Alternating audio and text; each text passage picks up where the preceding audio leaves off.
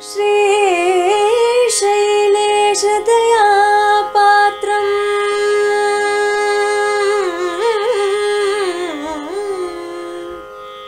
धीभक्त्यादिगुणार्णवम् यतीन्द्रप्रवणं वन्दे रम्यजामातरं मुनिम्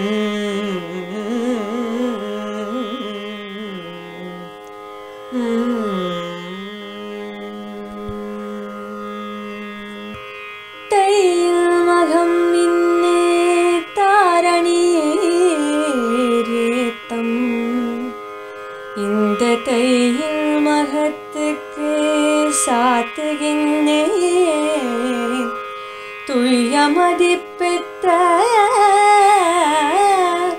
மழிசை பிரான் பிறந்தனாயின்னே நத்தவர்கள்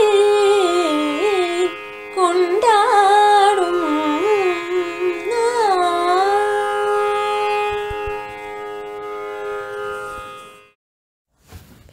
ஸ்ரீமதே ராமானுஜாய நமஹ.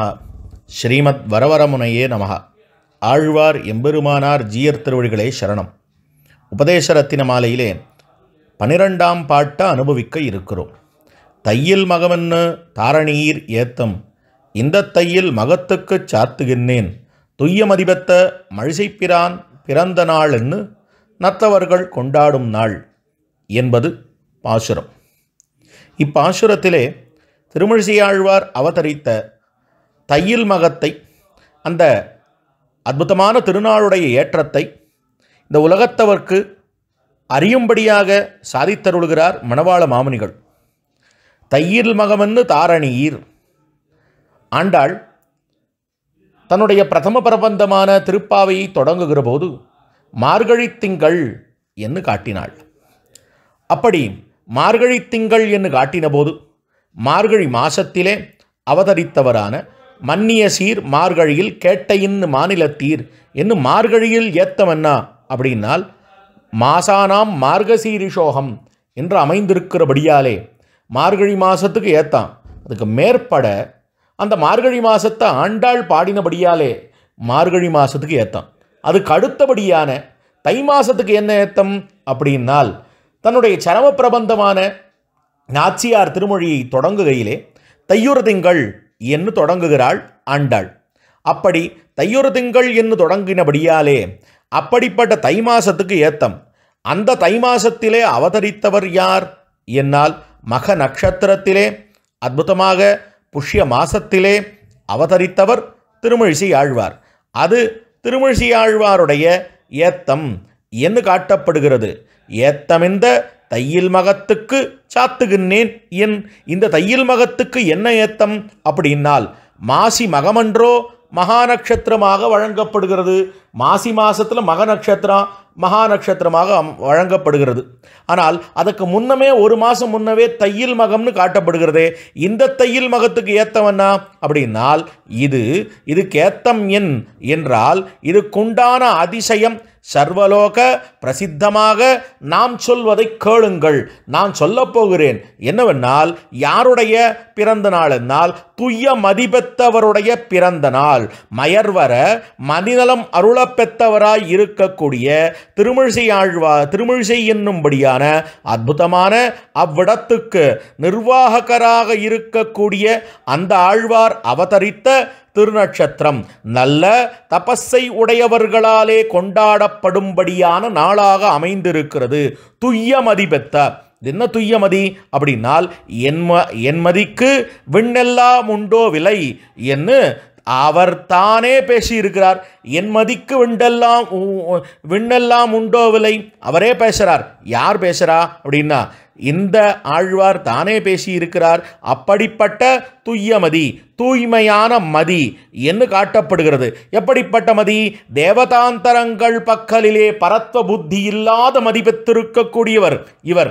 நம்முடைய சம்பிரதாயத்தில் எது முக்கியம்னா தேவதாந்தர பஜனம் கூடாது என்று காட்டப்படுகிறது.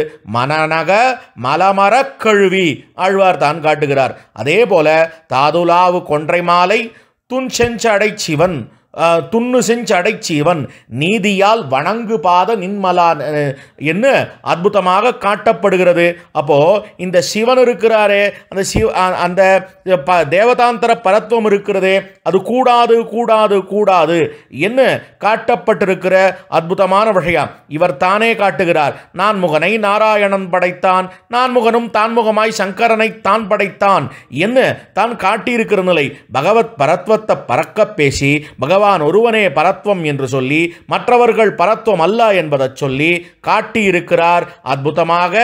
இவர் இனியறிந்தேன் ஈசர்க்கும் நான் முகர்க்கும் தெய்வம் இனியறிந்தேன் எம்பெருமான் உன்னை என்று காட்டியிருக்கிறார். அப்படிப்பட்டதுதான் துய்யமதி. எது துய்யமதி? மற்ற தேவதாந்தரங்களிடத்திலே பரத்வ புத்தி இல்லாத மதி துய்யமதி. எப்படி இவருக்கு அந்த பரத்வ புத்தியானது நீங்கித்து இல்லாமல் போனது என்று சொன்னால் அவருடைய சரித்திரம் எல்லாருக்கும் தெரியும். எப்படிப்பட்ட சரித்திரம் அப்படின்னு சொன்னால், இவர் முதலிலே இந்த சைவத்திலே சாக்கியம் கத்தோம், சமணம் கத்தோம், சங்கரனார் ஆக்கிய ஆகம நூலும் ஆராய்வோம் என்ன இவர் காட்டியிருக்கிறார். அப்போ சாக்கியம் கத்தார், சமணம் கத்தார், மேலே சங்கரனாருடைய இந்த சைவ ஆகமத்திலேயா அவர் திளைத்திருந்தார். ஆனால் அப்பொழுது சைவத்தில் ஈடுபட்டிருந்த போது என்ன நடந்தது என்னால், பேயாழ்வார் இவரை திருத்தி பணிகொள்கிறார். தான் நேரம் நட வேண்டிய செடியை தலைகீழ நட்டார். அவர் இருக்கிற இடத்துக்கு பக்கத்திலேயே இருந்துட்டு தலைகீழ செடியை நட்டார். நட்ட உடனேயே இவர் கேட்கிறார், வந்து உனக்கு என்ன பேயனோ, நீர் என்ன பேயனோ அப்படின்னு கேட்கிற போது பேயாழ்வாரிடத்தே இவர் சொன்ன வார்த்தை, அதாவது பேயாழ்வார் இவரிடத்தே சொன்ன வார்த்தை, அதாவது நீர் எப்பொழுதோ நாராயணன் ஸ்ரீமன் நாராயணனே பரமபுருஷன், அப்படி இருக்கிற ஸ்ரீமன் நாராயணனை அவன் நமக்கு மோட்சத்தை அளிக்க வல்லவன், அவன் ஒருவனே மோட்சத்தை அளிக்க வல்லவன், அப்படி இருக்கிற ஸ்ரீமன் நாராயணனை விடுத்து மற்ற தேவதைகள் மோட்சம் அளிக்க வல்லவர்கள் என்கிற எண்ணத்தோடு மற்ற தேவதைகளுடைய அவர்களை நம்பி இருக்கிறீரே, அந்த அளவுக்கு தாழ்ந்ததோ நாம் பண்றது. அப்போ நீர் அது பண்றது சரினா நாம் பண்றதும் சரிதான். எது பலனை கொடுக்காதா அந்த தேவதையை பலன் கொடுக்கும்னு நினைக்கிறீர். எப்படி நட்டால் பழமோ மரமோ வளராதோ அதே மாதிரி நான் தலைக்கீழ நட்டுட்டு போறேன், நீர் பண்றதோ நாம் பண்றதோ ஒண்ணுதானே அப்படின்னு கேட்ட உடனே, நீர் சொல்றது என்னமோ புதுசா இருக்கே, அது நீர் ஏதோ என்ன இந்த செடியை தலைக்கீழ நடணும்னு வரல, எனக்கு புத்தி சொல்ல வந்திருக்கிறீர், அப்ப என்ன விஷயம்னு சொல்லும்னு கேட்க அவருக்கு அற்புதமாக அர்த்தங்களை அருளினார். உடனே இவர் தானும் ஸ்ரீ வைஷ்ணவ சம்பிரதாயத்துக்கு அற்புதமாக திருந்தி எழுந்தருளினார். அதற்கு பிற்பாடு தானே அந்த எம்பெருமானிடத்திலே எண்ணம் கொண்டு பரம ஸ்ரீ வைஷ்ணவராக மாறி பரம பாகவதோத்தமராக எழுந்தருளி இருக்கிற போது ஒரு துணியை தைச்சுருக்கார். ஊசியை கொண்டு நூலை கொண்டு துணியை தைச்சுருக்கார். அப்பொழுது பரமசிவனாரும் பார்வதி தேவியாரும் போயிட்டு இருக்கா. பார்வதி தேவியார் சொல்றா, இல்லை இவர் உம்முடைய அடியவராக இருந்தவர், அவர் இங்கே இருக்கார், அவரை தாண்டிட்டு போகிறான், அவருக்கு ஏதாவது வரம் கொடுக்கணும்னு சொல்றார். அப்பொழுது என்ன ஆகிறது அப்படின்னு சொன்னால், பரமசிவனார் என்ன பண்ணுகிறார், இல்லை இவர் நம்முடைய அடியவன் அல்ல, இது முன்னாடி இருந்தார், இப்பொழுது திருமால் அடியவராக மாறிவிட்டார், ஆனால் இவரிடத்துல போக வேண்டாம்னு சொன்னா அவ கேட்கவே இல்லை. போகலாம்னு சொன்னா ரெண்டு பேரும் போறா. நான் நேராக உன் இடத்துல வந்திருக்கேன், ஆனால் நீ என்னை கண்டுக்க கூட மாட்டேன்றியே அப்படின்னு கேட்கிறார் பரமசிவனார் இவரை பார்த்து. உடனே இவர் சொல்ற வார்த்தை, இல்லை ஒண்ணுமில்லை, நான் எதுக்கு உம்மை பார்க்கணும், உம்மால என்ன முடியும், எனக்கு உனக்கு என்ன வரம் வேண்டுமோ கேளு தரேன் அப்படின்னா, உம்மால மோட்சம் கொடுக்க முடியுமா அப்படின்னால், மோட்சமிச்சேது ஜனார்தனாது ஸ்ரீமன் நாராயணனால்தான் மோட்சம் கொடுக்க முடியும். அப்படியா, சரி நாளைக்கு போறவனை போகாம தடுக்க முடியுமா? ஒருத்தன் நான் இன்று சாக கிடக்கிறான் என்று சொன்னால் அவனை நாளை சாகும்படியாக பண்ண முடியுமா? நாளைக்கு போறவன் வேண்டாம், இப்ப சாக போறான் அப்படின்றவனை நாளைக்கு சாகலாம்னு ஒரு நாள் டேட்டு தள்ளி போட முடியுமா அப்படின்னால் அதுவும் என்னால் முடியாது. அது காரணம் கர்மங்கள் அப்படின்னு சொல்றார். அதுக்கப்புறம் தன் கையில் இருந்த ஊசியும் நூலையும் காமிச்சு, இந்த ஊசிக்குள்ள நூலையாவது உம்மால வரவழைக்க முடியுமான்னு உடனே என்ன போட்டு என்னமோ நான் உமக்கு வரம் கொடுக்கணும்னு வந்தா நீர் என்னமோ பரிகாசம் பண்றீரே, உம்மை என்னோட நெற்றிக்கண்ணால் அழிக்கிறேன்னு நெற்றிக்கண்ணை திறக்க இவருடைய திருவடிகளிலே ஒரு கண் கிடக்க, அந்த கண்ணானதை கொண்டு இவர் இந்த பரமசிவனாருடைய நெற்றிக்கண்ணிலே வரும்படியான பொரிய அது இந்த இவருடைய திருவடிகளில் இருக்கக்கூடிய கண்ணானது அழித்து விடுகிறது. உடனே என்ன பண்ணுறதுன்னு தெரியல. தேவர்கள் பெருமாளிடத்திலே செல்ல, பெருமாள் என்ன சொல்லுகிறார் அப்படின்னு சொன்னால், பிரளய காலங்களுக்கு அந்த நெருப்பை அணைக்கும் சக்தியை கொடுத்து அனுப்பினார். அதுக்கப்புறம் தான் நெருப்பு அணைஞ்சுது. அப்படிப்பட்ட இவர் பக்திசாரர் என்கிற பெயரோடே எழுந்தருளியிருந்தார்னு காட்டப்படுகிறது. ஆகையாலே தேவதாந்தர பரத்வம் அதை மொத்தம் வென்று எடுத்து தேவதாந்தரங்கள் தேவதாந்தர பரத்வத்தை நசித்து பகவத் பரத்வத்திலே நிலை நின்றவராகையாலே இவருக்கு மதியானது துய்ய மதி பெற்றவர், தூய்மையான மதியாக ஆனது. அப்படி பாட்டப்படுகிறது. துய்ய மதி பெற்ற மழிசை பிரான் பிறந்த நாள், இவருடைய பிறந்த நாள் மழிசை பிரான் பிறந்த நாள். இப்படி திவ்ய ஞானத்தை உடைய இவர் ஒரு பிறவியிலே இருபிறவியராய் பிறந்த நாள். இவருடைய பிறந்த நாள் என்ன நாள்? ஒரு பிறவியிலே இருபிறவியராய் பிறந்த நாள் அப்படின்னு காட்டப்படுகிறது. அற்புதமான சூர்ணிக்க இந்த ஆச்சாரிய ஹிருதயத்தில் மிலேச்சனும் பக்தனானால் என்னும்படியான சூர்ணிகை. இந்த மிலேச்சனும் பக்தனானால் என்னும்படியான சூர்ணிகையிலே ஒரு அற்புதமான வாக்கியம் காட்டப்படுகிறது. என்ன வாக்கியம் என்னால், அற்புதமாக ஒரு பிறவியிலே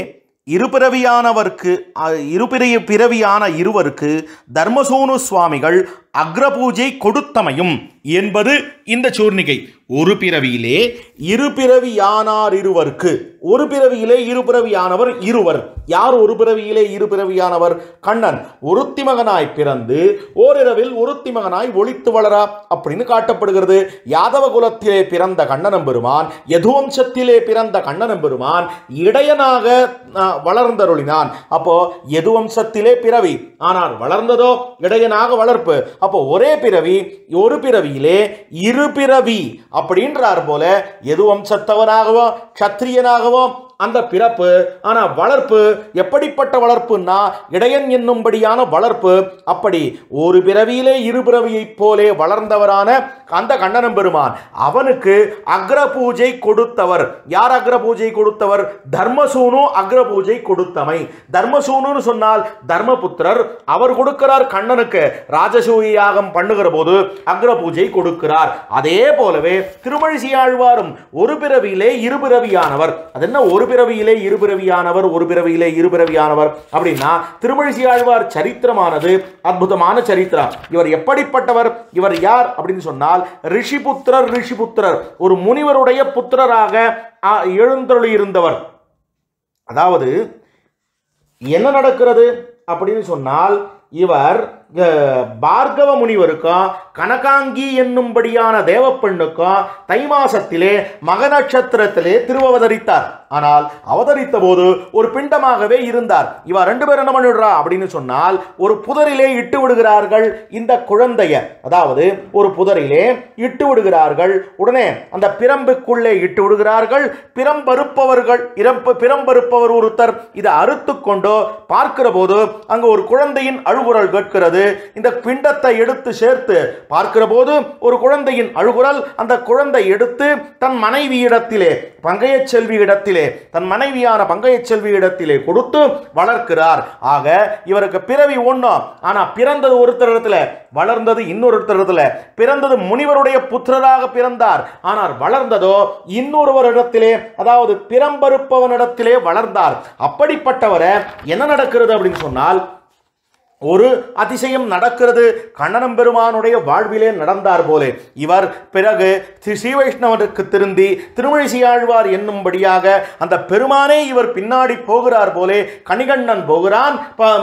நீயும் பையனாக பாய் சுருட்டிக்கொள் சொல்றார். காமரமூங்கச்சி மணிவண்ணா அப்படின்னு சொன்ன உடனே அவன் பாய் சுருட்டிக் கொள்கிறான். பாய் விரித்துக்கொள்னு சொன்னான், அந்த பெருமான் பாய் விரித்துக் கொள்கிறான். இவர் பைந்தமிழ் பின் சென்ற பச்சை பசுங்கொண்டலாக எழுந்தொழிருந்தான் அந்த எம்பெருமான். அப்படிப்பட்டவரான இந்த திருமழிசையாழ்வார் என்ன பண்ணுகிறார்னு சொன்னா, ஒரு கிராமத்துக்கு போகிறார். என்ன கிராமம் அது? என்ன கிராமம்னால் பெரும்புலியூர் என்னும்படியான கிராமத்துக்கு போறார். அந்த கிராமத்தில் இருக்கக்கூடிய அந்த எம்பெருமான் சன்னதியில் இருக்கிற எம்பெருமான் இவர் எங்கெங்க போறாரோ அங்கங்க அவரை பார்த்துட்டே இருக்கான். அந்த பக்கமாவே தன்னுடைய தன்னுடைய திருமண்டலத்தை திருப்பி பார்த்து கொண்டிருக்கிறான். அதை கேள்விப்பட்டவர்கள் அவ்வூரிலே ஒருத்தர் யாகம் பண்ணினார், அவரிடத்துல அந்த விஷயத்தை சொல்லுகிறார்கள். யார் அவர் அப்படின்னால் பெரும்புலியூர் அடிகள் அப்படின்னு பேரு. அவரிடத்துல இந்த விஷயம் தெரிஞ்ச உடனே அவர் யாகசாலைக்கு அவர் பண்ணும்படியான யாகத்துக்கு இந்த திருமழிசையாழ்வாரை அழைக்கிறார். திருமழிசையாழ்வாரை அழைத்த உடனேயே என்ன நடக்கிறது அப்படின்னு சொன்னால், அவருக்கு அக்ர பூஜை கொடுக்க போகிறேன், அவருக்குத்தான் முதல் பூஜை கொடுக்க போகிறேன்னு சொல்றார். ஆனா அந்த ஊரார் ஆட்சேபிக்கிறார். இவருடைய பெருமை அறியாமல், இவர் யாருன்னே தெரியாது, இவர் ஊருக்கு புதுசா இருக்கார், இவருக்கு என்ன தகுதி இருக்கு, இவருக்கு போய் அக்ர பூஜை கொடுக்கிறேன்றே, இவரை சோதிக்காமல் கொடுக்கலாமோ அப்படின்னு சொன்னா, உடனே அந்த பெரும்புலியூர் அடிகளானவர் திருமழிசையாழ்வாரிடத்திலே பார்த்து, நீர் உம்முடைய பெருமையை இவருக்கு தெரிவிக்க வேண்டும் அப்படின்னு சொல்ல, அக்கரங்கள் எண்ணுமாவதென்குலோ இக்குறும்பை நீக்கி என்னை ஈசனாக்க வல்லையேல் சக்கரங்கொள் கையனே சடங்கர்வாய் அடக்கிட உட்கிடந்த வண்ணமே புறம் பொசித்து காட்டிடே சொல்றார். அற்புதமா திருச்சந்த விருத்தம் பாசுரம். இவர் சொன்ன உடனேயே, பெருமானே என்னிடத்துல நீர் இருக்கீர், இவாளுடைய வாய் அடைப்பதற்காக என்னுள்ளே நீர் இருக்கிறீர் என்பதை இவர்களுக்கு காட்டியருளவோனும் பிரார்த்திக்கிறார். இவர் ஹிருதயத்தில் திருமாலிடும் சோழமலையே, திருப்பார்கடலே என் தலையே, திருமால் வைகுந்தமே தன் திருவேங்கடமே எனதுடலே என்ன ஆழ்வார் திருமேனிலே எப்படி அத்தனை திவிதேசத்தின் பெருமான்கள் எழுந்துள்ளிருந்தார்களோ, வடவரையும் வைகுந்தமும் மதுழ்தூராபதியும் இடவகைகள் எழுந்திட்டு என்பால் இடவகை கொண்டனையே என்ன பெரியாழ்வார் இடத்திலே எப்படி அந்த திவிதேசத்தின் பெருமான்கள் எல்லாரும் எழுந்துள்ளிருந்தார்களோ, அதே போல இவருடைய ஹிருதய கூட்டிலே அந்த எம்பெருமான் க்ஷீராப்திநாதன் சயனித்துக் கொண்டிருக்கும்படியான அந்த தன்மையை வெளிக்காட்டி அருளுகிறான். அப்படி காட்டி எழுந்த போது உடனே இவர்கள் ஒப்புக்கொண்டார்கள் இவருடைய பெருமையை அறிந்து. அப்படி இருக்கக்கூடிய அந்த அடிகளுடைய பெரும்புலியூர் அடிகளுடைய அந்த யாகத்திலே அவர் என்ன பண்ணினார்னால் இவருக்கு பூஜை கொடுத்தார், அதாவது அக்ர பூஜை கொடுத்தார். அதுதான் சுவாமிகள்.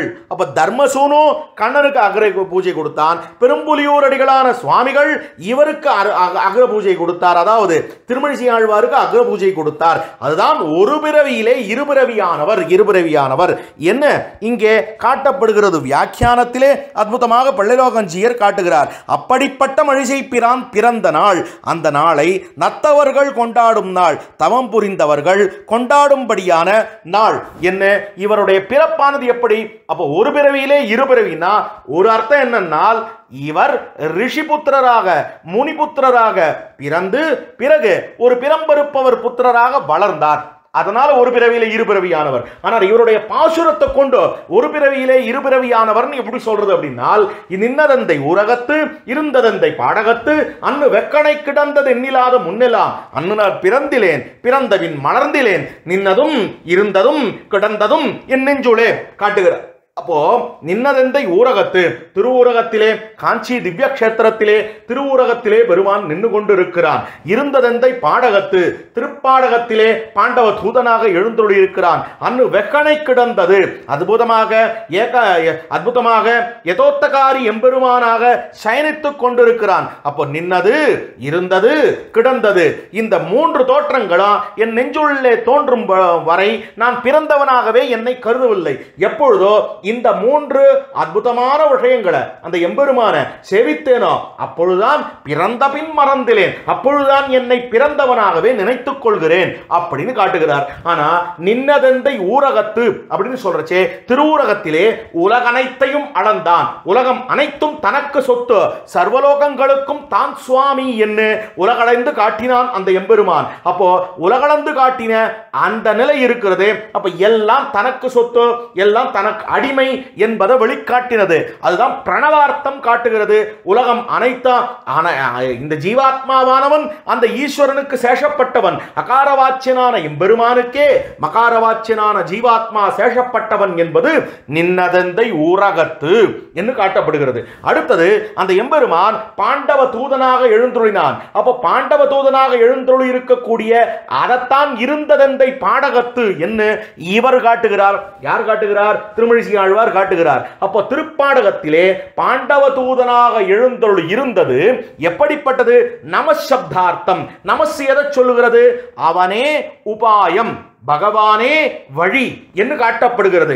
அப்படிப்பட்ட தானே உபாயம் என்பதைத்தான் அவன் பாண்டவ தூதனாக இருந்து அந்த எம்பெருமான் சாதித்து காட்டியிருக்கிறான். திருத்தேர் தட்டின் மீது வார்த்தை சொல்லுகிற போது தான் இந்த சரமஸ்லோகத்தை வெளியிட்டு காட்டுகிற போது சரமஸ்லோகத்திலே தன்னாலே பேரு என்கிறது. அப்போ உபாயம் தானே, வழி தானே என்பதை பாண்டவ தூதனாக இருந்த நிலையிலன்னோ அந்த கண்ணன் சொல்லி இருக்கிறான். அற்புதமான வார்த்தை சொன்னானே. கையுமுழவுகோலும் பிடித்த சிறுவாய்க்கயிறும் சேனாதோழி தூசரிதமான திருக்குழலும் தேருக்கு கீழே நாட்டின திருவிடுகளுமான சாரத்திய வசத்திலே சொல்லி இருக்கிறானே. அதைத்தான் இருந்ததெந்தை பாடகத்து, அது நமசப்தார்த்தம், அவனே உபாயம், அவனே வழி என்று காட்டினது. அடுத்தது எவன் படுத்துட்டு இருப்பான், எவன் போக சயனத்தில் படுத்துட்டு இருப்பான் அப்படின்னால் எவன் அனுபவிக்கிறானோ அவன் போக சயனத்தில் படுத்துட்டு இருப்பான். அப்போ அனுபவிக்கிறவன் போக சயனத்தில் படுத்துட்டு இருப்பான், அனுபவிக்கப்படுபவன் இவனுக்கு கைங்கரியம் பண்ணுவான். அப்போ அனன்ய போக்கியத்துவம், அப்போ அவனுக்கு மட்டுமே இவன் கைங்கரியம் பண்ண கடவனாக இருக்கிறான் என்பதைத்தான் நாராயணாய சப்தார்த்தம். நம்முடைய கைங்கரியம் நாராயணனுக்குன்றது தானே. இந்த நாராயணாய சப்தார்த்தத்தினுடைய அர்த்தமாக தாதர்த்தே சதுர்த்தின்னு காட்டப்படுகிறது. அப்ப நாராயணாய சப்தார்த்தம். அப்போ நின்னதந்தை ஊரகத்து பிரணவார்த்தம், இருந்ததந்தை பாடகத்து நமசப்தார்த்தம், அன்னு வெக்கனை கிடந்து எண்ணிலாத முன்னெல்லாம் நாராயணாய சப்தார்த்தம். இப்படி திருமந்திரம் அறியும் வரை திருமந்திர பிரதிபாத்தியனான அந்த எம்பெருமானை அறிவதற்கு முன்னாலே நான் பிறந்தவனாகவே நினைக்கவில்லை. எப்பொழுதோ திருமந்திரமானது மானதனுடைய அர்த்தத்தை நான் அறிந்து கொண்டேனோ அப்பொழுதுதான் பிறந்தவனாக நினைத்திருக்கிறேன்னு சொன்னாரே. அப்ப இவருக்கு ரெண்டு ஜென்மம்னு சொன்னால் திருமந்திர பிரதிபாத்தியராக இருக்கிற போதற்கு முன்னால் இருக்கிறது அது ஒரு ஜென்மம். எப்பொழுது இந்த பகவானுடைய அந்த நிலை உள்ளபடி திருமந்திரார்த்தத்தின் மூலமாக அறிந்தாரோ அது ஒரு ஜென்மம். ஆக திருமழிசை ஆழ்வார் பேயாழ்வாராலே ஆட்கொள்ளப்படுவதற்கு முன்பு ஒரு ஜென்மம், பேயாழ்வாராலே ஆட்கொண்ட கொள்ளப்பட்ட பிற்பாடு இரண்டாவது ஜென்மம். பேயாழ்வார் இவரை திருத்தி பணிகொண்டார். எப்படி? அந்த நாராயண பரத்வத்தை சொல்லி திருமந்திரார்த்த ஞானத்தை ஊட்டி இவரை திருத்தினார், பணிகொண்டார். அது இரண்டாவது ஜென்மம். திருத்தி பணிகொள்வதற்கு முன்னாலே ஒரு முதல் ஜென்மம். ஆக இவருக்கு இரு ஜென்மம்னு சொன்னால் இதுதான் இரு ஜென்மம் இரு ஜென்மம் இரு ஜென்மம் என்று காட்டப்படுகிறது. அப்படிப்பட்ட திருமழிசை ஆழ்வாருடைய தையில் மகத்தை மணவாள மாமுனிகள் அற்புதமாக இந்த உலகத்துக்கு தெரிவிக்கிறார். அதை அனுபவித்தோம். அடுத்த பாசுரத்தை நாளை அனுபவிப்போம் என்று சொல்லி அமைகிறேன்.